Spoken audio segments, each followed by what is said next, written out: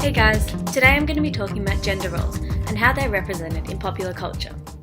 While sex tends to be defined by genitalia, in which, due to our reproductive systems, we are categorised as either female or male when we were born, gender, on the other hand, is cultural. Whilst gender can refer to females and males, with reference to social and cultural differences rather than biological ones, it can also be seen as something that we do.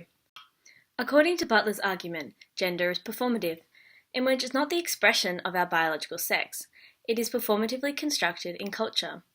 In other words, gender identities consist of the accumulation of what is outside, such as in our culture, in the belief that they are an expression of what is inside, such as our nature and our biological makeup.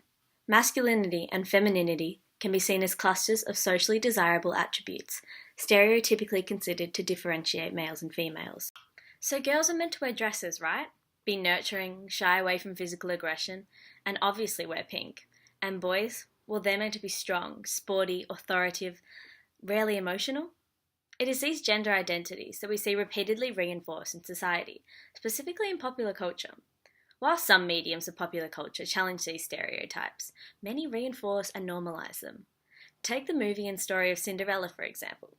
Cinderella's value is determined by her physical appearance. This idea is seen in specific instances in the film, such as when Cinderella encounters her fairy godmother.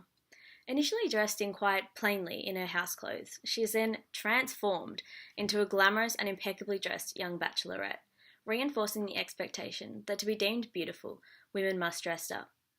And conversely, to hold the attention of a man, a woman must be physically attractive.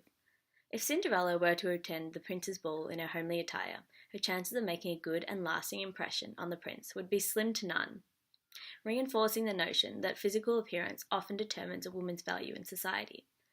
In Cinderella, independence takes a backseat to marriage. If she can marry the prince, she will be taken care of and can depend on him to be the provider, reinforcing feminine stereotypes that for women, physical appearance and marriage should be put above independence. Conversely, we often see what can be known as dominant masculinity portrayed in popular culture. According to Anthony Easthope, dominant masculinity is the belief that heterosexual masculinity is something that is essential and self-evident, which is tough, masterful, self-possessed, knowing, always in control, etc. Don't get me wrong, I know not all forms of popular culture project this idea, but an overwhelming amount do, normalising the gender expectations for men to behave this way. For example, when we look at the literary series and now film series 50 Shades of Grey, we see a series that reinforces the notion that men should be the dominant gender, using physical power and financial success to assert that dominance, whilst women should be submissive to men and aren't expected to be financially successful.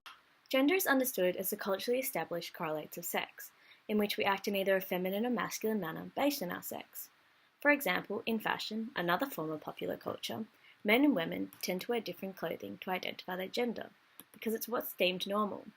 For example, a woman to wear a dress, or a man to wear t-shirts and shorts. That just seems to be what's deemed normal. Or for women to wear makeup, and for boys to have short hair. If we want a clear example of how much these gender expectations are entrenched in our society, just take a look at public bathrooms. There is the female bathroom and there is the male bathroom. The image for the female bathroom is a human with long hair in a dress. The image for a male bathroom is a human with short hair in t-shirt and shorts. And yet, we still know, without any words, that that is a female bathroom and that is a male bathroom.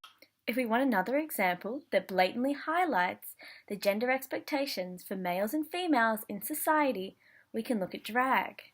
Drag dramatizes the signifying gestures through which gender itself is established. The savagely painted faces of those men who dress up as women, their long hair and their dresses all highlight the cultural expectation of women. Whilst they are still men, their appearance and gestures signify that they are taking on the persona of a woman. Now we know society expects us to act in a certain way, based on our biological sex.